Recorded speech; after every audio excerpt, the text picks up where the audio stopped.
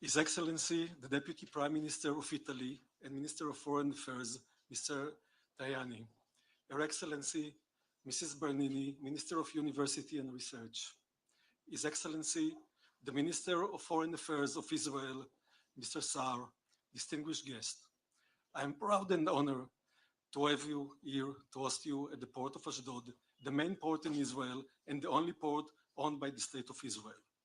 Approximately 40% of the goods arriving in Israel are handled by the port of Ashdod, and it is a major economic artery. On October 7th, 2 company employees were killed while defending their homes next to Gaza during the Hamas terrorist attack. Another employee lost his daughter, whose only scene was dancing at the Nova Music Festival, as well as the other 364 young people who were massacred by terrorists who invaded Israel from Gaza. 3 of our employees lost their children, who were soldiers in the IDF. 55 employees and their families lost their homes but quickly returned to work despite this. The port of Ashdod, a strategic facility of the State of Israel, was under missile attacks from Gaza and Iran, but did not stop functioning for a moment. Its workers showed strength and resilience in continuing to function even under constant fire and alarms. Even during the war, humanitarian aid to Gaza passed through the port of Ashdod.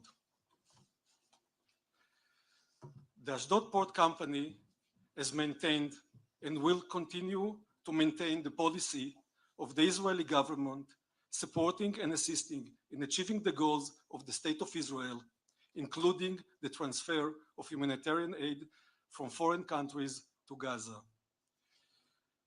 I'll take this opportunity to thank the Italian company Grimaldi for being our partner for many years, which called the port of Ashdod during the war, and the Italian Coast Guard, which allowed Italian ships to call the port of Ashdod even during difficult times. We at the port of Ashdod are proud and grateful to the Italian government for choosing us to assist and handle the humanitarian shipment, and we hope to strengthen our cooperation in the future. I would also like to thank the staff of Italian Embassy and the Israeli Ministry of Foreign Affairs, and of course, Ashdod Port team for their professional work in coordinating this important event.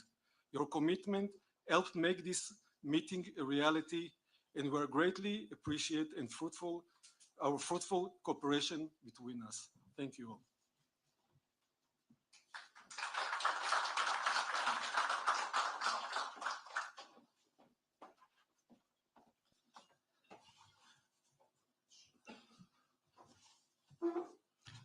Thank you, Chairman Schneider, for your hospitality and for your words. We'll now hear opening remarks by Minister of Foreign Affairs Gideon Saar, Deputy Prime Minister and Minister of Foreign Affairs Antonio Tajani, and then we'll open it for questions. Ministers, please.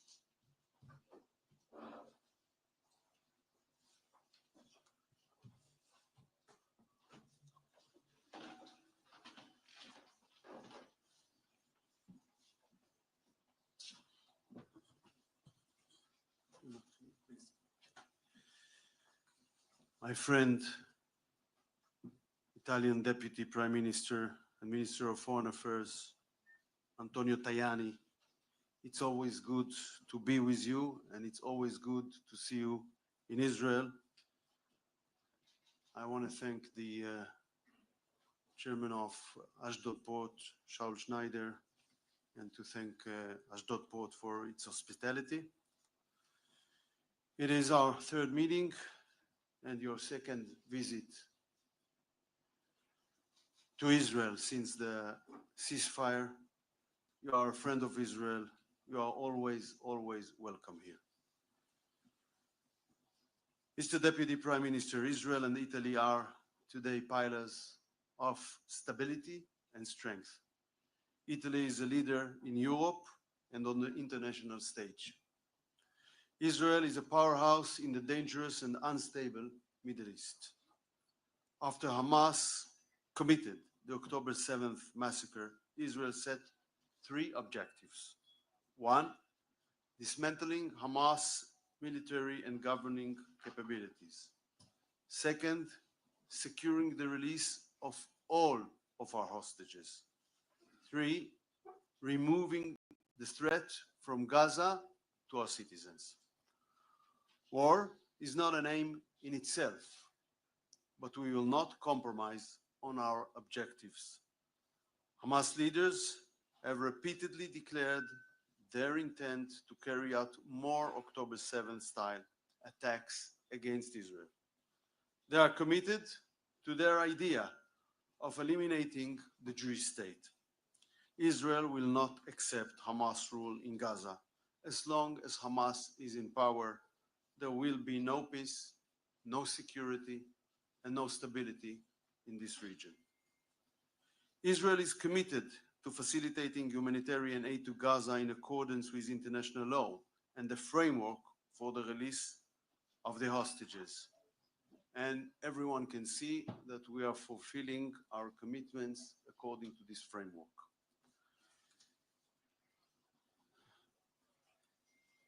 But I want to emphasize something very clear. UNRWA is not part of the solution in Gaza. UNRWA is part of the problem. UNRWA employees participated in the October 7 massacre. UNRWA facilities are used for Hamas terror operations. UNRWA leadership did nothing to uproot the terror activities in its organizations.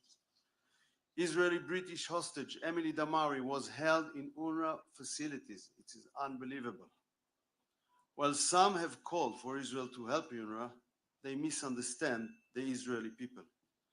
The law banning UNRWA in Israel was passed in the Israeli Knesset by coalition and opposition alike. After October 7, there is a wide consensus in Israel. Terrorism will not be tolerated anymore. Israel abides by international law. The humanitarian flow is still coming in. So let us be honest, humanitarian aid does not equal UNRWA. Those who wish to support the humanitarian effort in the Gaza Strip should invest their resources in organizations alternative to UNRWA. So I would like to thank you, Deputy Prime Minister Tajani, for the leadership and initiative shown by you and Prime Minister Meloni for coming here today to empower your project, Food for Gaza. Israel and Italy are close allies of the US, and our governments are close with President Trump and his administration.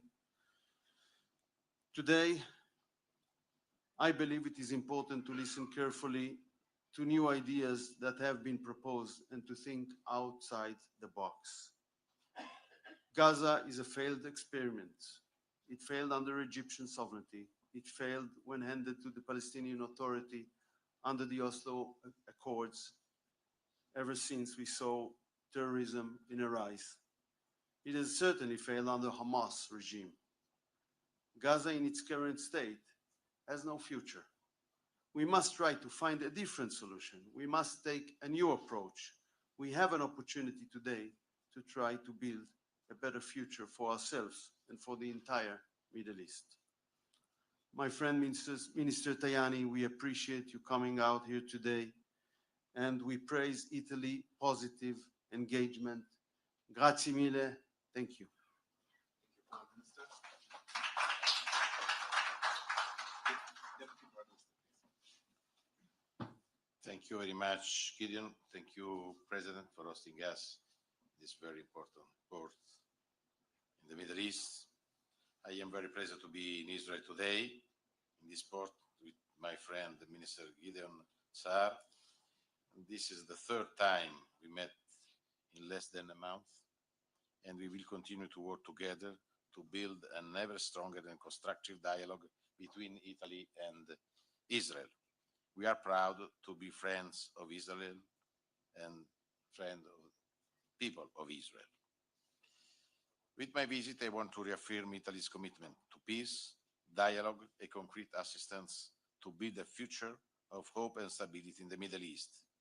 We believe that security is impossible without peace.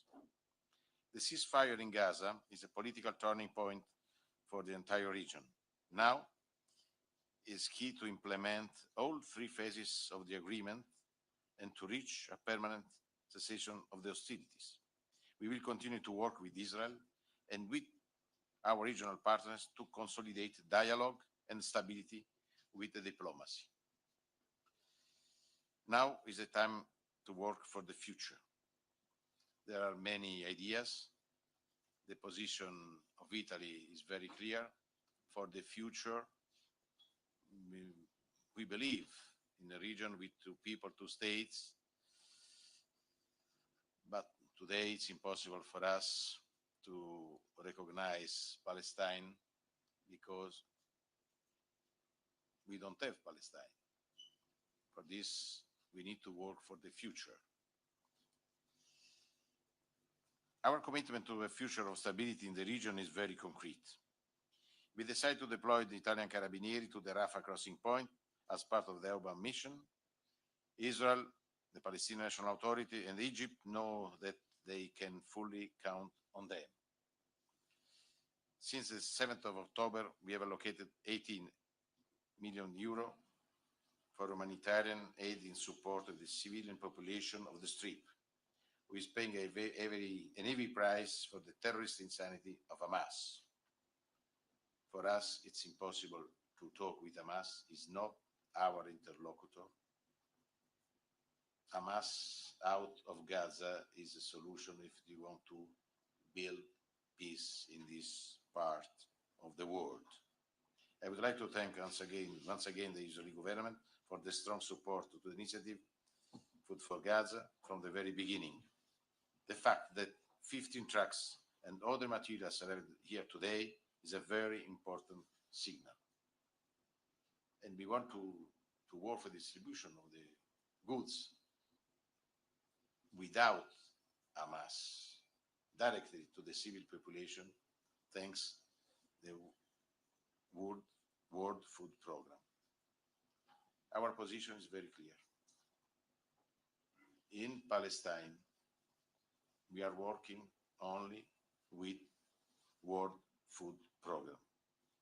We don't want to work with UNRWA, and we condemn the use of UNRWA offices as a prison for Israeli hostages.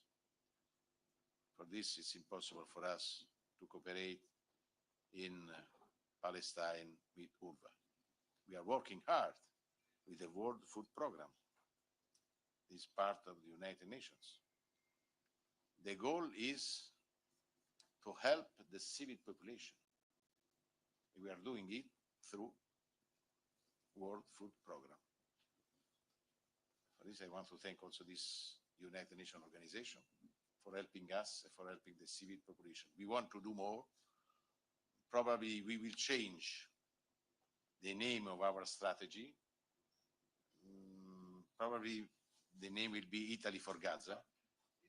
Italy for Gaza, because we started with the food, now also with the medical doctors, also for helping the young people with cancer, For this, I want to thank the Israeli government for helping us, for having in Italy, in our hospitals in Piemonte region and the Lazio regions, young children with cancer. And this, for us, the humanitarian aid is very important. For this, we want to do more for helping the civil population. This is our mission. This is our engagement, part of our engagement in the Middle East. Italy will want to be more present also in the future in this part of the world. Syria, Lebanon, of course, Israel, we are friends.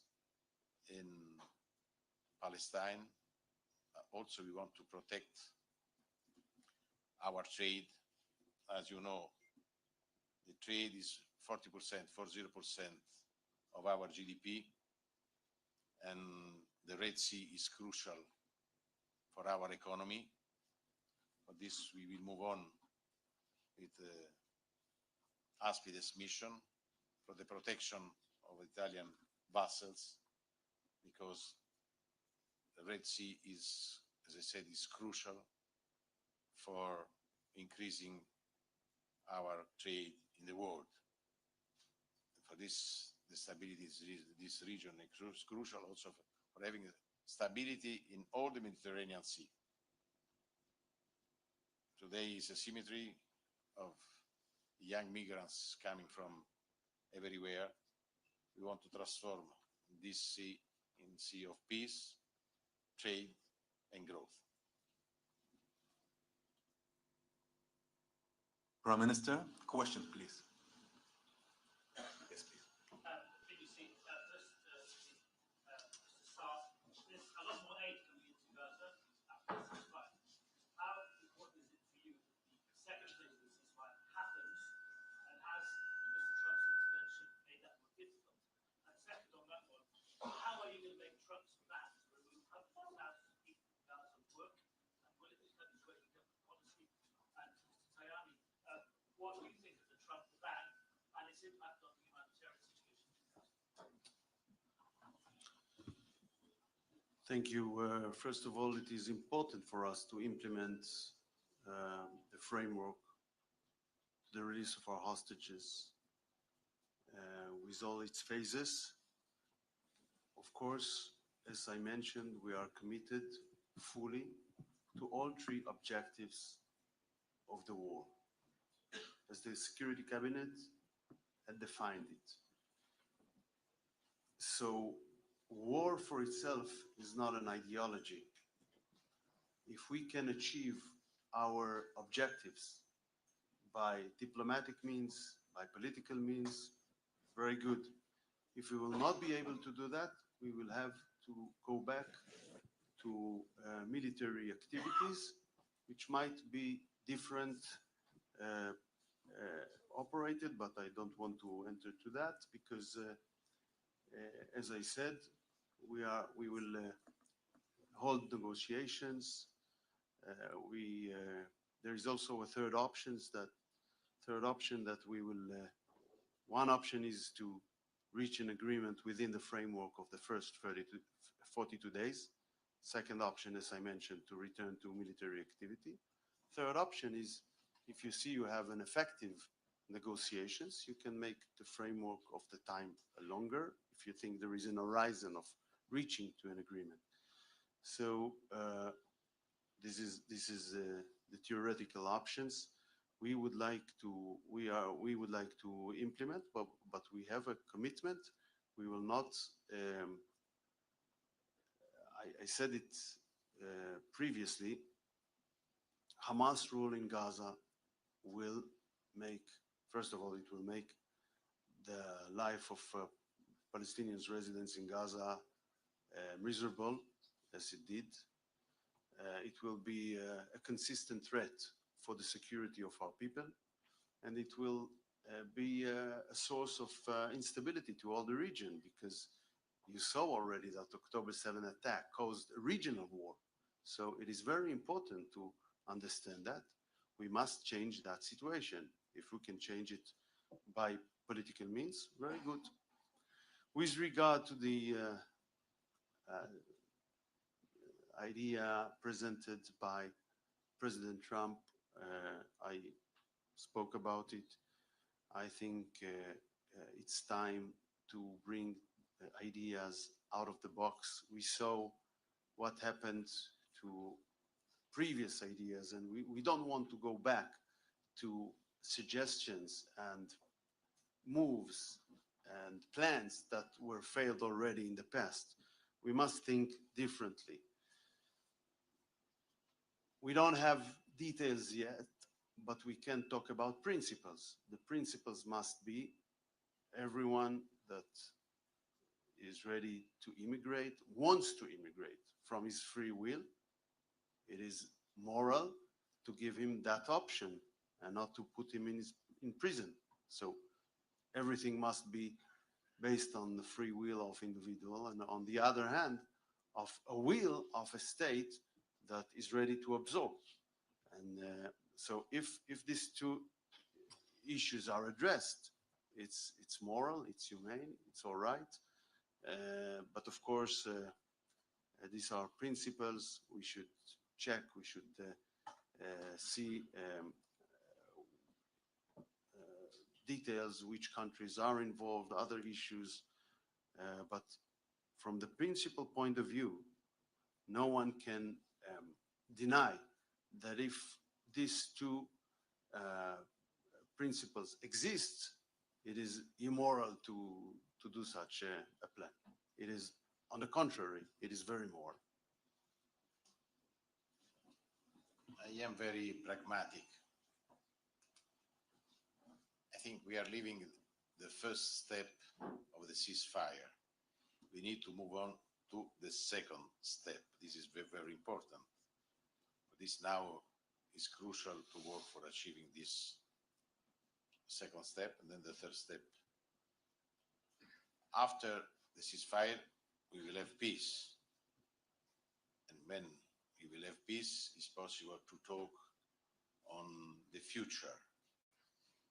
Our position is very clear. For the future, we are in favor of two people, two states living in peace. Nothing is possible to do without the agreement of the Palestinians.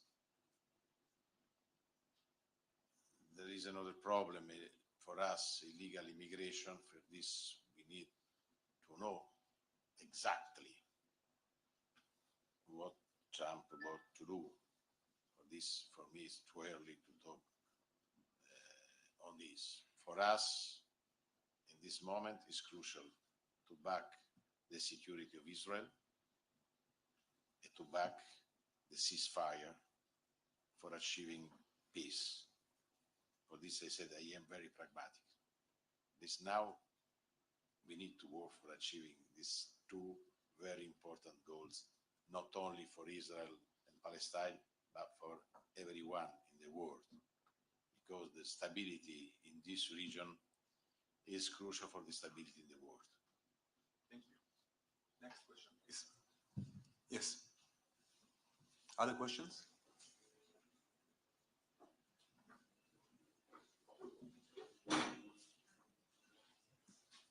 Hi, Minister. My name is Matias Brotero. I'm from Brazilian Record TV. I would like to know regarding the negotiations that will happen over this weekend in Qatar. What do you expect of these negotiations, and if you expect that from the beginning of the next week on, in exactly where will we be in these negotiations regarding the second phase of the ceasefire deal? I'm not a prophet. I hope it will be successful. I hope we will be able to move forward to reach an understanding on the second phase, which is consistent with our principles. But I don't want to be a prophet to say what will be. The days will tell. We need to work hard. If you want to achieve peace, we need to work hard. Yes, please. יש שם מישהו שמצביע. Yes, please. raise your voice, please.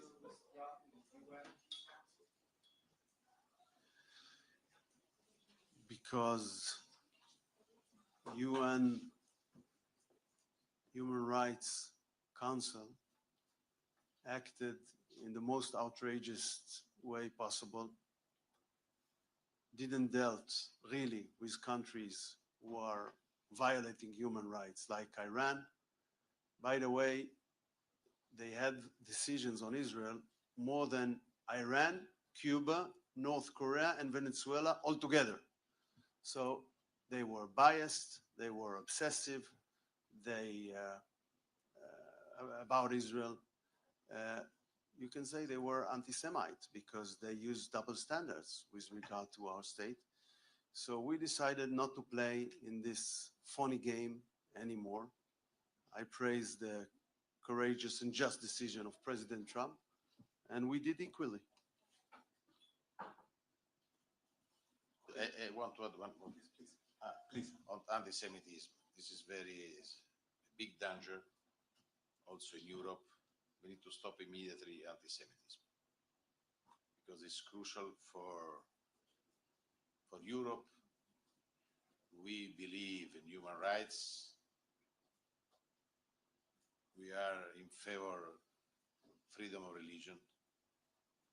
Also, 2 days ago, a Jewish baby in Rome, around a lot of people pushing him because he's Jewish. This is impossible for us. Never forget Shoah, never. And we need to work day by day against anti-Semitism. Okay, it's possible to talk against the government. Okay, it's normal. So against me, the problem is not a political issue. Anti-Semitism is a moral issue.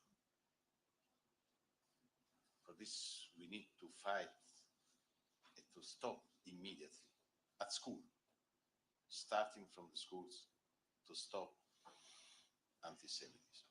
If we want to live in peace, to shoot in the name of God is to shoot against God. For this, we need to stop immediately. Thank you. Yes, please.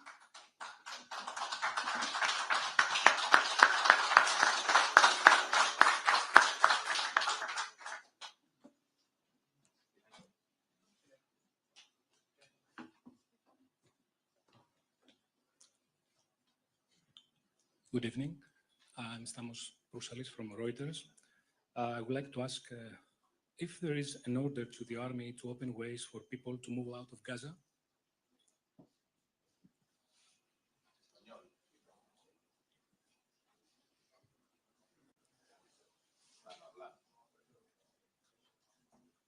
I think there was an announcement today from the defense minister.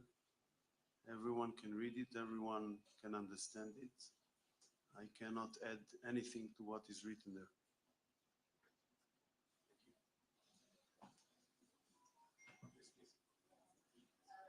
Minister Sarah, I wanted to know if has anything changed in your relations with the Arab countries after Trump's ban? Also, and how do you reply to the hostages' family who think that this plan is affecting the second phase? And to the Minister Tajani about the West Bank and the military operation is going on. The mayor of Jenin says that the population there is like the same strategy used in Gaza and displacing people and blocking humanitarian aid. So what's the position of the Italian government? How does the minister reply? First of all, with regard to Arab states, I want to mention a very important fact. Even though we are 14 months, almost 14 months, in military conflict with so many of our Arab and Muslim neighbors in the Middle East, our relations with this peace and normalization states continued. Not even one state, not of the Abraham Accords and not of the previous accords, beginning with the first peace agreement with Egypt from the 70s, after that the Jordanians, and after that all the other countries, relations continues with all Arab states. In certain cases, they became low profile due to the time and circumstances, but none of these states broke relations with Israel. It is very important to recognize this fact. I think it's an important fact. I think it demonstrates that everyone understands that normalization and good relations with us is in the benefit of both sides. So we would like to, of course, to continue with that. And by the way, we want to widen this club of our neighbors and have new normalization agreements. And I think it is possible because we already saw that President Trump in his first term brought the Abraham Accords. And I think he's the right man to also to help us to reach to new peace agreements. So sometimes you can have differences. Of course, we had, during the war, we had criticism from certain Arab states, but none of them broke relations. It's very important. With regard to hostages' families, first of all, I had hundreds of hours meeting hostages' relatives during this war. I worked very hard, and I still do. And I know there are different opinions of different relatives and families, but one thing must be a principle. Don't argue with an hostage's families. I will never do that because I can understand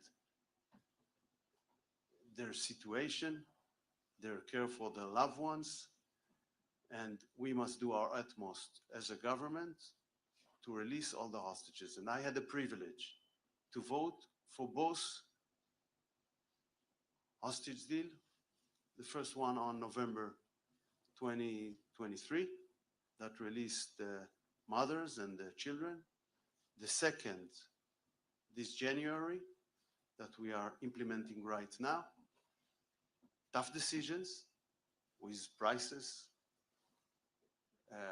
We paid heavy prices. We released terrorists from our jails. It's not easy. We paid other prices, but we did the right thing in order to meet our commitment for our sisters and brothers. And we will continue to do that.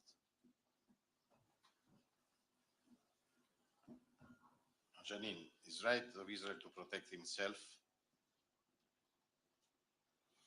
but we need to be prudent, and we need to split the civil population and the terrorists.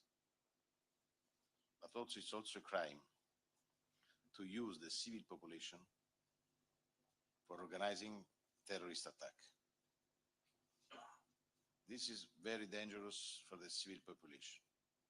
Of course, my message is to Israel, please, be prudent, but we condemn the use of the civil population for protecting Hamas and the terrorism. It's a double message. Prudence, but it's a crime to use the civil population for protecting terrorism. This is, our position on this is very clear. Thank you. Last question? Yes, please. Mr. Saar, this morning, Donald Trump added that Gaza Strip would be turned over to the United States by Israel. At the conclusion of the fighting, he posted on his social media, I wonder what do you make of his latest Trump post? And Mr. Tajani, following up to your announcement of Italy not hoping the UNRWA anymore in the